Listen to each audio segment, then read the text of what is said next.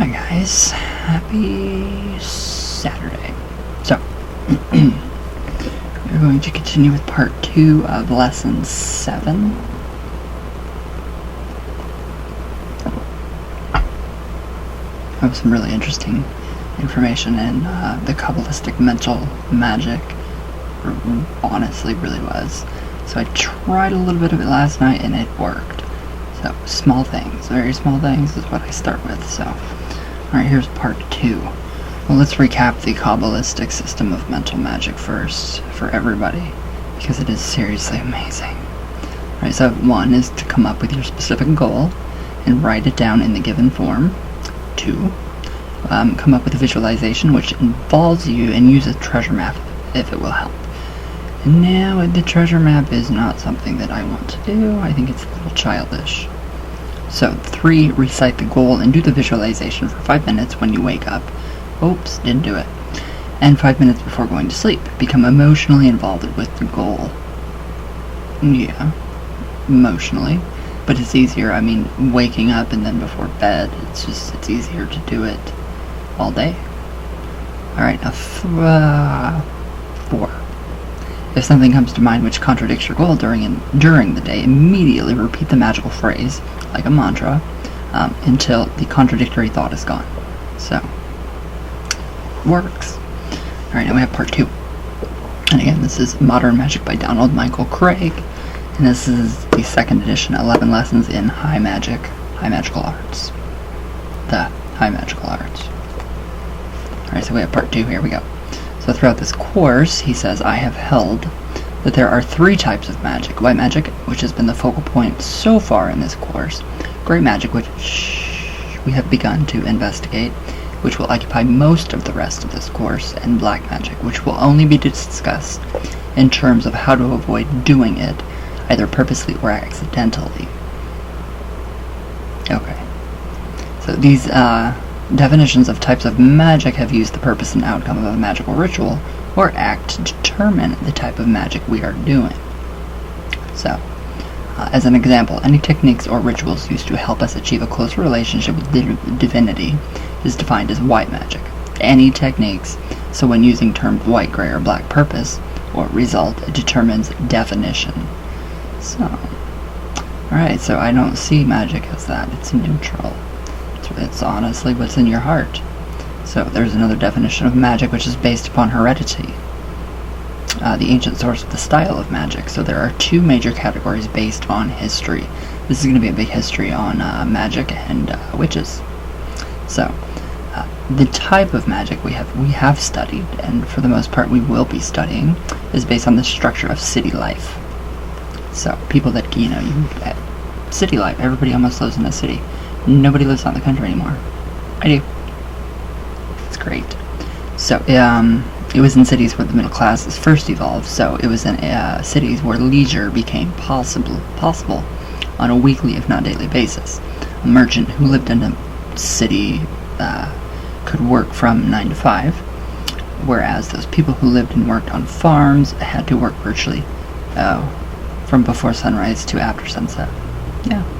So in the city, people were able to have extra time to learn how to read and study. Thus, the style of magic which has evolved out of city lifestyles tends to include long, precise spells, complicated formula, and sometimes involved astrological preparations.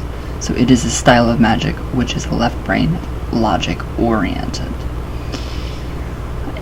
I prefer country magic, but I love cities. The city. So the city-dwelling middle classes and upper classes had enough time for leisure and study. Alright, so they had also had enough extra and spendable money to afford their ritual items. So some of these ritual tools were made of gold or silver, showing that if some of the magicians were not upper class, then they received support or patronage from a wealthy person or group. Okay, so if they're just, all helping each other, then that's great. But, if they're using their classism as a way of separation or segregation, then I think that's pretty wrong. But by the Middle Ages, many cities were built on high ground near a source of fresh water. So being on high ground was necessary because it was an easy place to defend against attackers. So also such a city would have a natural drainage system which, especially after rains, would help prevent flooding and the health problems associated with standing stagnant water, which we get all the time here. The style of magic which we have been learning in this course is the style of magic which developed in cities located near high ground, so is known as high magic or art magic. Art magic. So every culture has, and will have its own magic. Even if as you read this, the style of magic known as brujeria is evolving in the Latino barrios of major U.S. cities. The Curse of La Lorena, perfect example of brujeria. Perfect example. It's really, really, it's pretty interesting. I suggest that you guys watch that, just to get just a little glimpse into brujeria, because it is pretty neat. So, there we go. Okay, so at the time, high magic or art magic was developing in the cities, so too were the magical systems of those people who lived outside of the cities. So it was the magic of the farmers and hunters and animal herders, which evolved from even earlier magics of the earliest prehistoric tribes of hunters and gatherers by way of various state-run religio-magic systems. So the country magic is the older one, and then we have city magic, high magic. So we understand where that comes from now. So farming life has always been very difficult. In the Middle Ages, there were only basic tools and no real insecticides, fertilizers, or irrigation systems, which worked at the turn of a faucet. So true, the Nile culture and the Aztec culture did have irrigation systems. Egypt, amazing, very, very advanced, a very advanced civilization.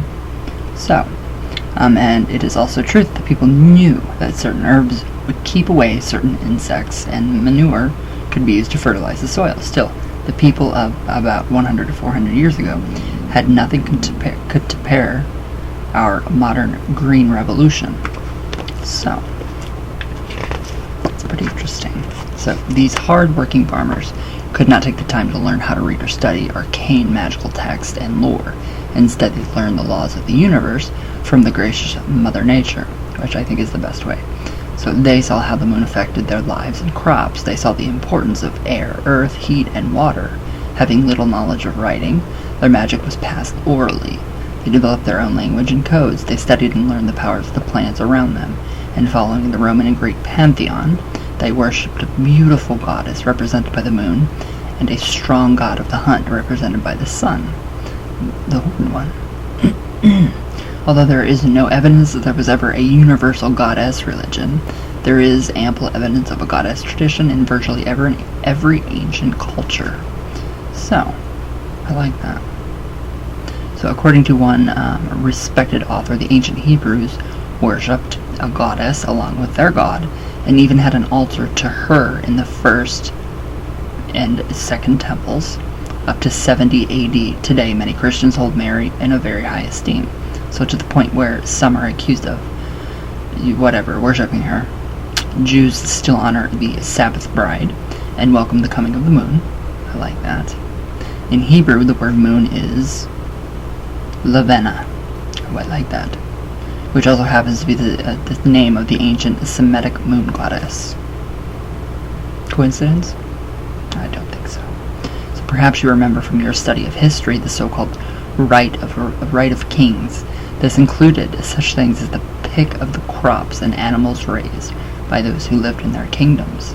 So the right to ride through the crops of a farmer who lived in a king's domain, even the right to have sex with a woman before her husband on their wedding night. In return, the king was expected to protect the farmer from foreign invaders. So in times of such danger, farmers and their families could run to the king's castle for protection. Thus, they did not need to live and work on high ground. Further, the terracing of hilly areas was a terrible chore. It was far easier to live in lower-lying lands,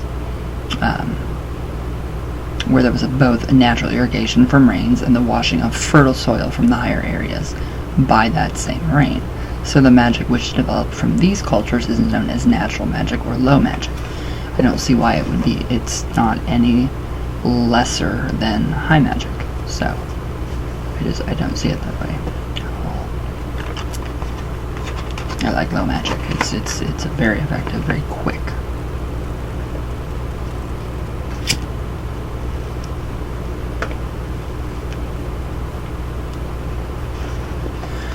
Okay. Alright, so it is important to point out that there is no quality or moral judgment based upon the names high magic and low magic. There we go. So they're just simply different methods of achieving the same goal, with the primary differences between them being cultural and technical. So there's just a few differences. So as centuries passed and the cultures of both city dweller and rural inhabitants developed, problems arose for practitioners of high and low magic. Organized religion, especially Christianity in the form of the Roman Catholic Church, hierarchy, and later even more so by the various Protestant authorities, did not want people who either could work or were believed to work miracles. Only those who were involved with the various churches were supposed to be able to do this. The high magic practitioners were able to present a facade of Christian worship in their practices, and were, for a while, able to avoid persecution. So, I always have a feeling that the burning days will come back. I don't know why. In some countries it's still a law. It really is. I wonder if we even have laws, I think, here in my state. So, not so for the people who did low magic. Not only could they do things that the organized religion did not like magic, but they were also worshipped. They also worshipped deities who were not the same as the ones worshipped by those in power. The organized religions tried to wipe these people out, insultingly referring to them as people of the heath, or heathens. So similarly, in Latin, the expression meaning those of the earth, paganus, became the then insulting term pagan. So it was a derogatory term for us. Originally, the words pagan and heathen were just descriptions, but they became eventually a rallying cry for genocide. I don't like that now. That's very different. So, initially the worst problem was not that these people practiced low magic, but that they worship different gods and goddesses. There's the church for you. Where did I go? Okay, so in the 6th century, the Pope wrote, if heathen temples are well built, they should be purified from the worship of demons. Okay, yeah. In this way, the people seeing their temples are not destroyed, many flock more readily to their accustomed place of worship. Of course, to the Pope, any god which was not his god must be a demon. Of course. I feel blurry. Of course it's a demon. If it's not, like, their god. So, let's see. Okay, but conversion was not enough. So the organized Christian religion took an image of the Roman Roman god Pan, horned, hooved, and tailed, and said that this image was the image of their chief source of evil, Satan. Try to find that description of Satan anywhere in the Bible. Not in there. Thus, heathens and pagans who still worshipped their god and goddess were told that they were worshipping evil demons, so these people wanting to worship their own deities became Satan worshippers to organized religion. So, as such, they lost their human status and were persecuted, tortured in unbelievably foul ways, and killed in numbers which some authorities claim rival or surpass the Jewish Holocaust perpetrated by the Nazis. I did not know that. That's sad. Wow. Alright, but the pagans were not destroyed by the Nazis. They were victims of Catholic and Protestants. Wow. That says a lot about that, organized religion and people. Sad. Alright, those pagans who escaped hid from their prosecutors. Their religious aspects went underground, and most people became known as healers and masters of the herbs. So much of the various traditions was lost. Some of the women who kept up their skills as healers and herbalists also remembered some of the religious aspects which they taught to their daughters and sometimes to others.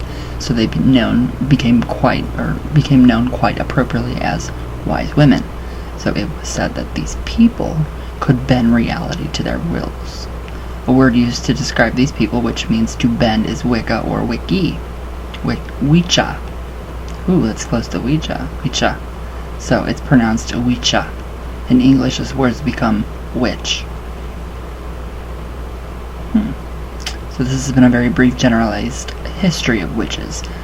He says, Donald Michael Craig says, I make no claims to its perfection in any way. There are many books which can give you a far more detailed history of the subject than I do in a few paragraphs. What I do want to make clear is that witches do not worship the devil, do not perform the infamous Black Mass, do not kiss the devil's ass, hindquarters. These were all fictions created by organized Christianity to cast a bad light on those who worshipped in a different light. Wow, I wonder if those days will ever come back. It's scary to think about. So, it's very scary. Every schoolchild in the U.S. knows that in 1492 Columbus sailed the ocean blue. What the children are not told is that in that same year, Isabella and Ferdinand ordered all Jews to leave Spain, convert to Christianity, or be killed. Remember, the Jews held the secrets of the Kabbalah, which is the source for high magic.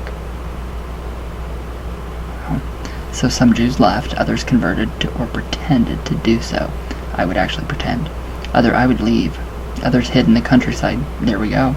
Aided by the people of the countryside, many of whom were witches.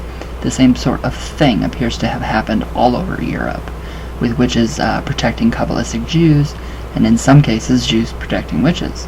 At this time there came to be a slight mixture between high magic of the Kabbalists and low magic of the witches, as each shared gratefully with the other. So it just intertwined very well and married well together. So some people have asked me how this could be possible, considering the Jews are given the injunction, so thou shalt not suffer a witch to live. Well, first off, that is the incorrect translation from the Hebrew, but don't take my word for this. Find a translation of the Old Testament in a Jewish bookstore and look it up for yourself. Exodus 22, verse 17. So the correct translation you will find reads, thou shalt not suffer a sorceress to live. In context, the Hebrew word refers not so much to a sorceress as it does to a poisoner, someone that poisons other people by means of herbs.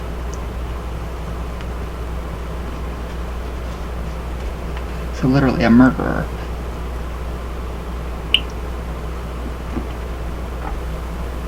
And that's very true too. So, where'd I go?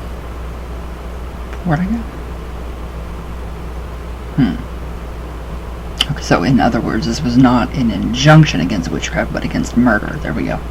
Against murder, not witchcraft or witches. So the Kabbalists knew this. They would welcome their magically oriented brothers and sisters. Also, since rabbinical Judaism came to the forefront after the destruction of the Second Temple in 70 AD, religious tolerance has become a Jewish tradition.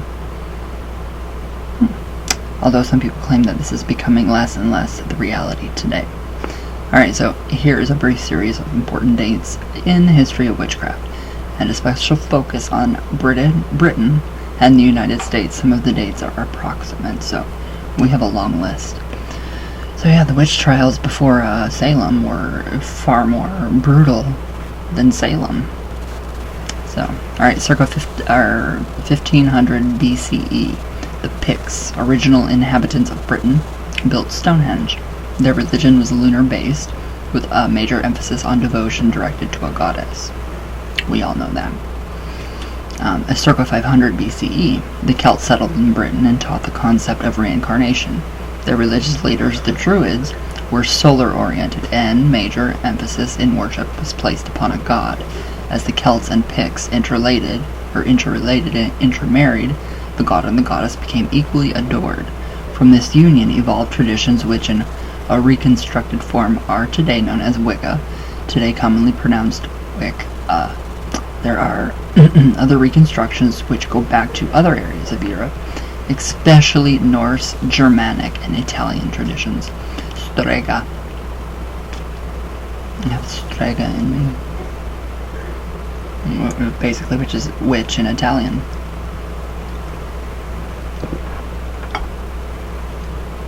Okay. Where'd it go?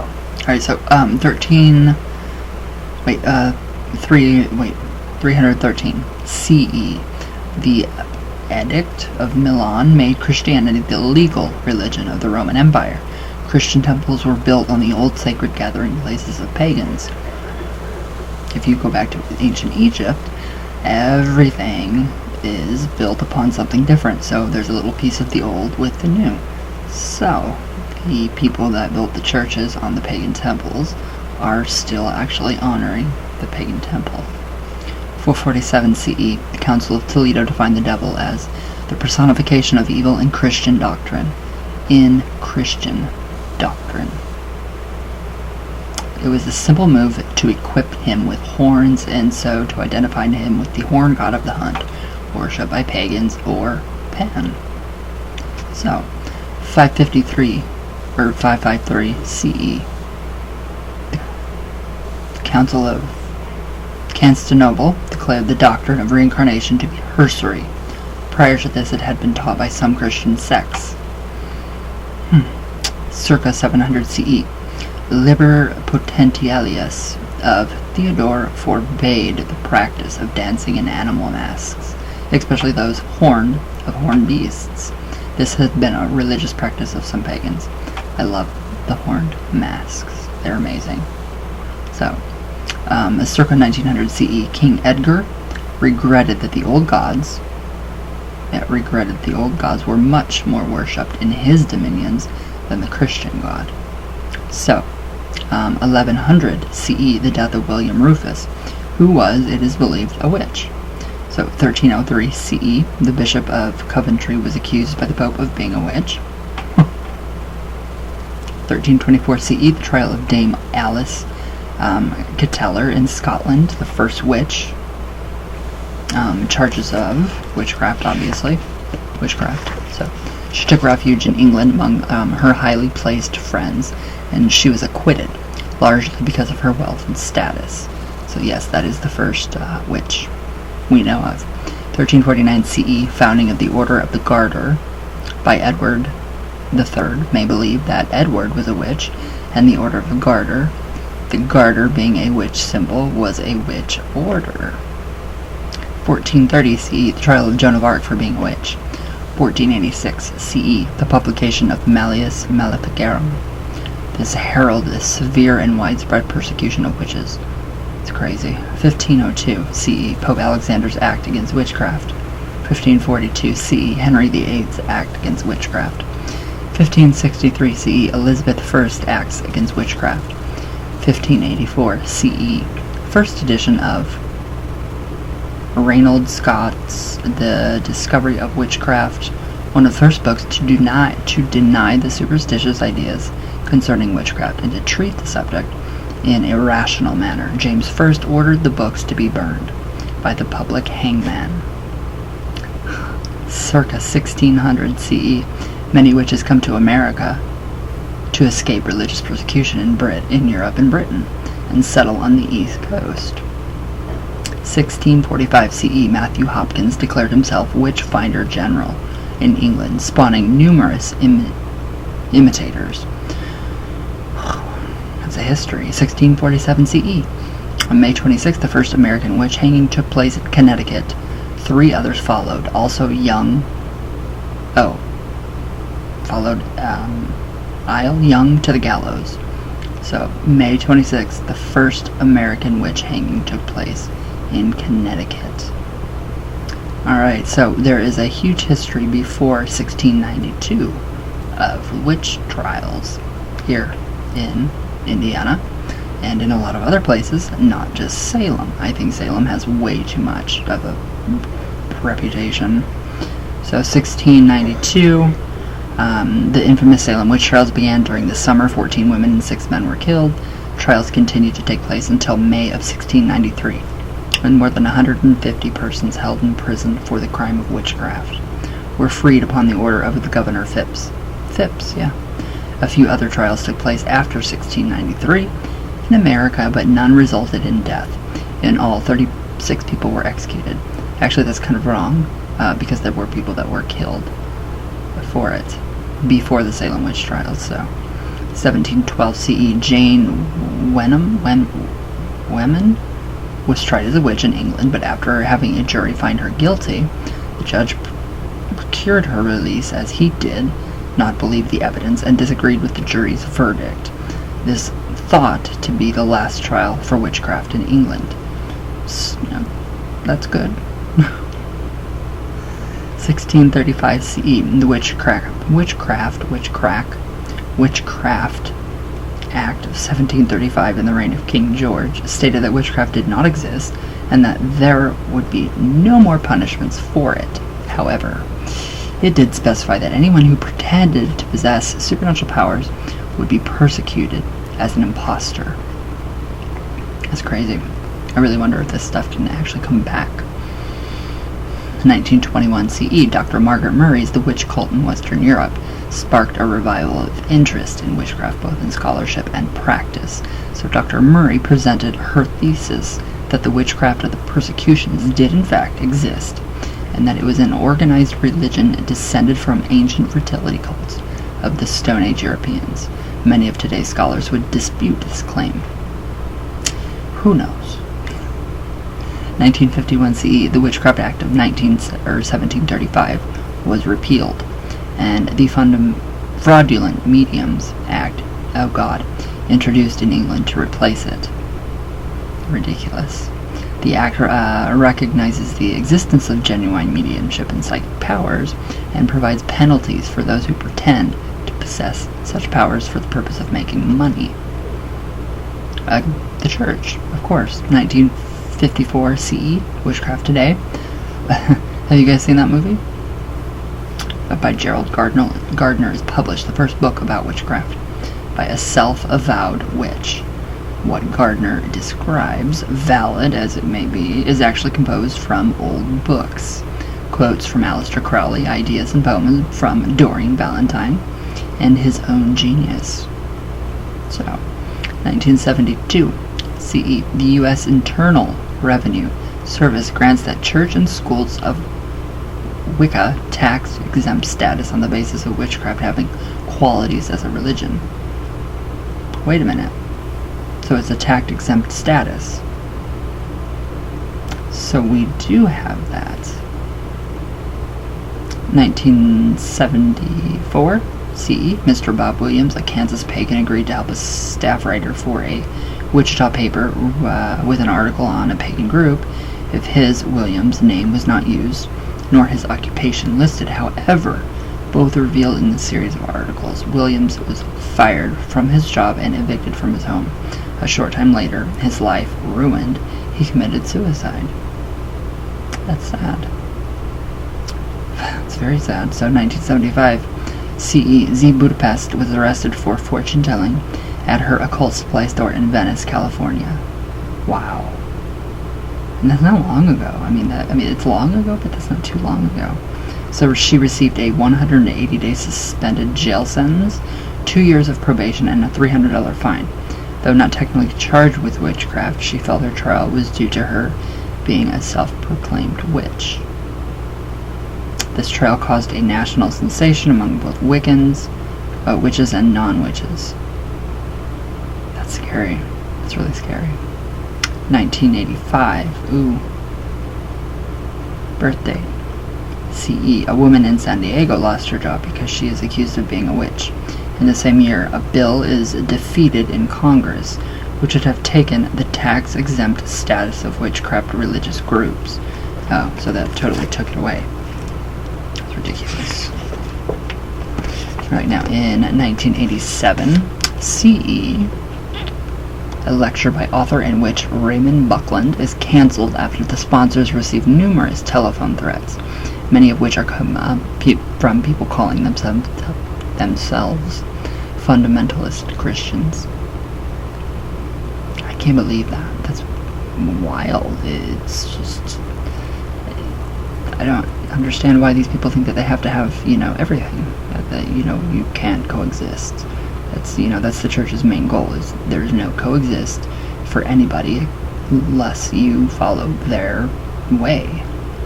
So, thus we see a pattern of fear, hatred, and persecution against a religious group, which exists to this day. So he says here, I recently heard of an occult shop in Southern California, which was closed down after bricks came through the windows.